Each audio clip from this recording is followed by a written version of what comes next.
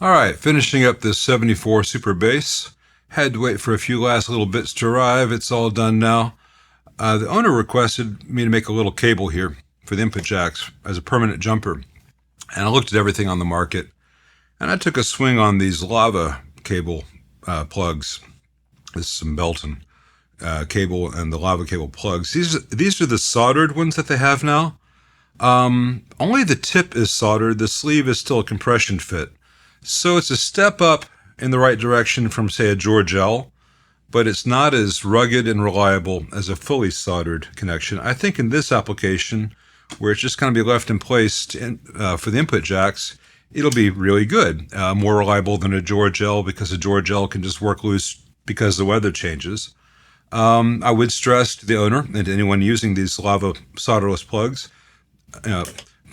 use the plug itself. Don't pull on the cable because that'll stress the connections, and is just a small tip that is soldered. The shielding, the braid is just compression fit, but it's working really well. I left just a little bit of slack so there's no strain on it. It's out of the way, and it's going to be left in the amp all the time.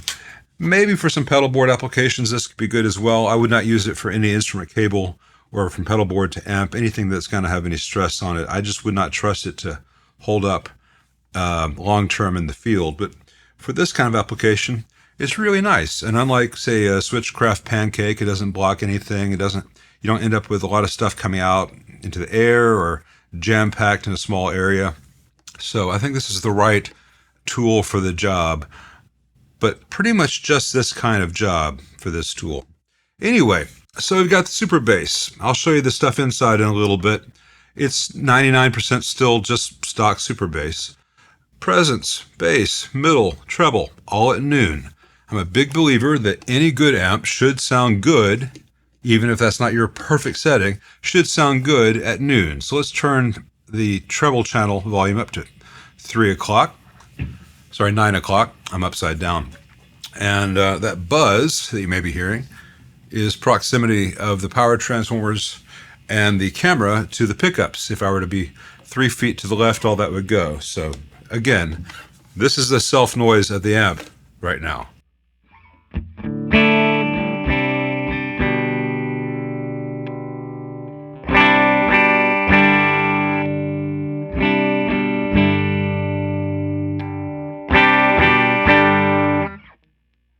Now that's good, but it's not what you're looking for in a Marshall. Let's bump it up a little bit on the gain. And let's do the 2 o'clock, 2 o'clock, 10 o'clock. And on a presence pot that has a 100 nanofarad cap, I do 10 o'clock. On this one, which has a 680, let's do 2 o'clock. And again, that buzz is just where I'm sitting. But now, should have a little bit of grunt coming in.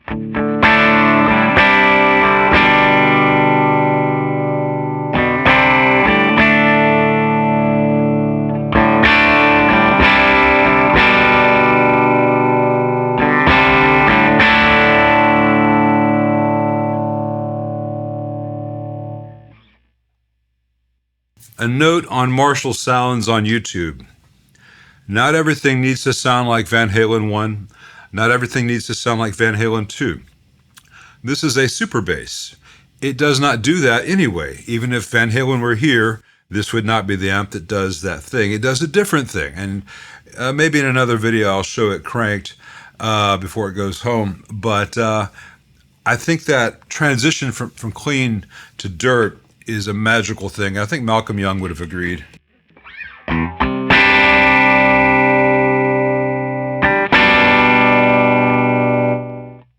And it's still not mega bright. I can make it brighter, but I was not trying to make this into a lead or a super lead.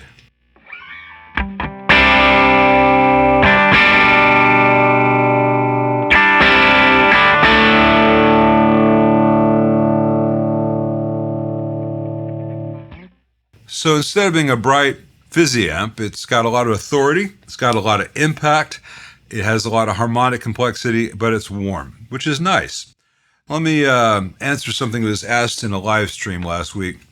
People talking about Tom Bukovac and the bass knob on a Marshall. So let me turn just down and get into the clean range again. and bring the treble back down a little bit. So this is neck middle on a 335.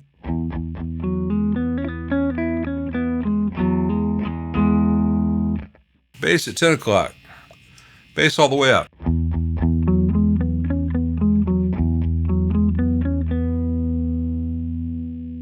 All the way off.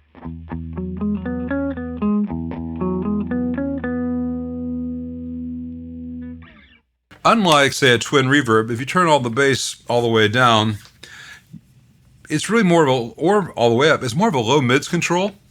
So what Bukovac may be doing is just getting some of the lower mids out of his sound so that when it uses more gain, he's not competing with the keyboards or bass or anything on stage. You know, the low mids are left kind of empty from his part of the stage, which makes it just gel with everything else.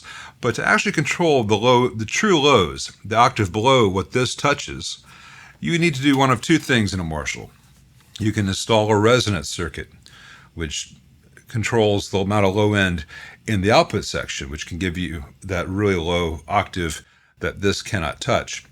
Though that can be problematic on stages, especially if you have keys and a bassist. But you can also just bring in a little bit on a four-hole Marshall, like a super lead, super bass, lead, JTM45, etc. Just bring up a little bit of this channel, which is why we have this jumper. It's not just for gain. So here, I'm going to turn this bass all the way off.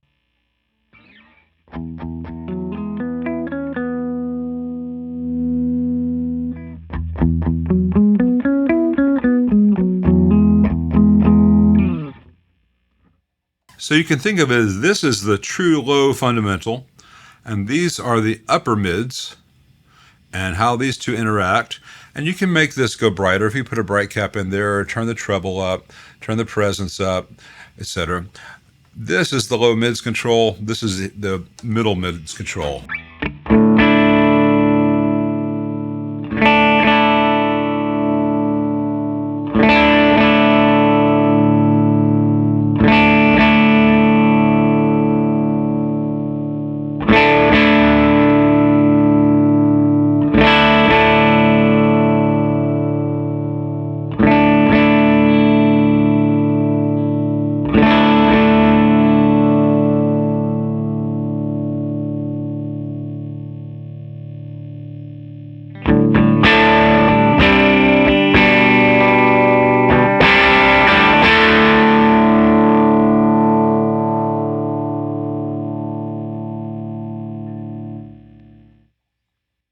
If I were to turn the master up a little bit more, we get into that cool feedback area, but it's a very loud 100-watt amp.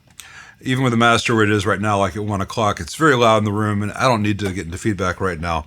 I got to protect my ears. I have tested this at full gain, and it holds up perfectly, no oscillations, no squeals. Like I said, maybe in a later video before it goes home, I'll show you what it can really do. But it's a great sounding amp. It's a bunch of classic Marshall sounds that people don't really find in anything made after 1983 these days. It's kind of a variation on Marshall, which has gone missing in the marketing over the decades, and it's got it in spades. So let me show you what's going on inside. All right, so I've installed my almost standard Larmar master volume here. What are these caps, you may ask? Well, with the stock 100 nanofarad mustards here, this thing had a frequency response that was flat down to about 3 hertz. Well, the negative 3 dB point was 3 hertz, which is really, really a lot more low end than you really need from a guitar amp. But I didn't want to change out the original caps.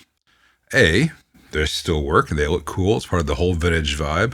B, what if 20 years from now someone else gets this amp and wants to turn it back to a stock super bass, and for whatever reason these old mustards are long gone? So instead, I left the 100 nanofarads, and these 22s are in series with 100 nanofarads, which brings the high-pass filter back up to where we want in a guitar circuit. I've mentioned this before in other videos. Between the wiper and the bias lug on each side of the pot, I've got a 2 meg resistor or 2.2 meg resistor. So should something go wrong with the pot, the wiper connected to the output tube still has reference to bias through this resistor. even if the pot were to fail. The bias will not be proper, but it will be present and things won't catch on fire. This blue wire here, most volume pots are wired with this lug 1 on each side, or if it's a single gang pot, lug 1 being tied to ground. In this case, this blue is to the bias supply, and the orange and green are from the outputs of the 100 nanofarad Kaplan caps here. And the green comes from here to here, where it also goes to here, and the orange over to here, and also to here. In stock form, the green from over here just came straight to the grid, and then there was a 1.5K resistor between this grid and this grid, similarly on this side for the orange, which is not great. And 1.5K is okay with 6550s, but you really want to have grid stoppers at each grid for optimal performance, especially in today's noisy electrical environment. And since we changed from the non-matched Mesa branded 6550s to a nice matched quad of JJ6CA7s, which are the American version of an EL34, I installed individual 5.6Ks. Everything's much happier now. The old impedance selector switch was no longer fit for service, so you can see I have a modern one here, and it's connected on this aluminum plate. Very nice, very neat. And it has a new power cable. It's got a new Hakko gland here. This is the kind that applies force equally from each side rather than just clamping the poor cable at an extreme angle. The hot is going to the fuse, and from there to the power switch, and the neutral just goes directly to the other side of the power switch. So this is modern code, and the ground is longer than the hot and neutral, and it is tied over here. As mentioned before, all three of the preamp tube sockets were really physically falling apart, very microphonic and noisy.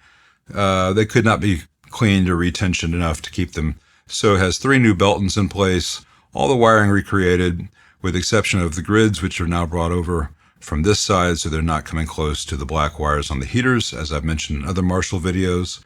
I have shielded wires going to V1B and V1A, coming for the input jacks, and got a new 100K 2-watt here for the plate on V2A. Looking good, Winthorpe.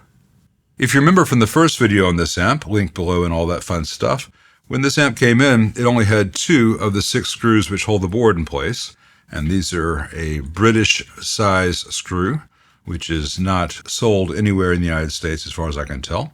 And I had some from eBay all lined up to get, and then all the shipping from England became really difficult. They were going to be expensive before, then it's going to be hideously expensive due to current policies. But I had a brain flash. I remembered that these standoffs often come with multiple screws or multiple nuts on them. In fact, this one had 3 per post. Now each one of these has 2 nuts per post. The entire board will be, a little less than 1/8 of an inch lower, but it means I now have 6 brass nuts free for the taking, free for the use rather. But I've got to find my little bag of tiny, tiny tooth washers so I can put all these in place so that these won't vibrate loose and rattle around inside. That's the last thing to be done. It's just I got to find my little bag of tiny toothed washers so I can put these nuts back in place. But that's a nice way to save a whole bunch of money and headache, don't you think? P.S. When this amp came in, it had this blue and white cap over here is connected to that post there, and then going to here, which was to ground. That was not really tight. It wasn't a very good ground. All this is the polarity cap, just like you'd find in a Fender, from this polarity switch over here.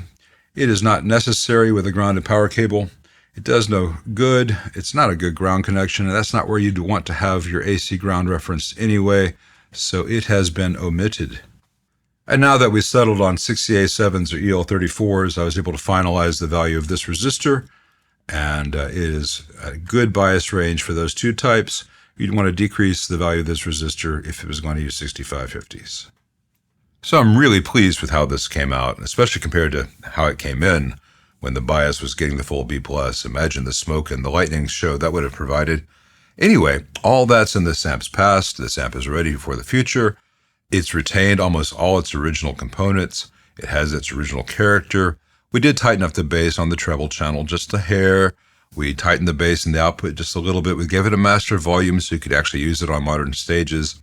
But all of that is easily reversible if a future owner wants it put back to its original state. Minus the vintage noise and hum, of course. That's gone now, and I hope it never comes back. As always, thanks for watching.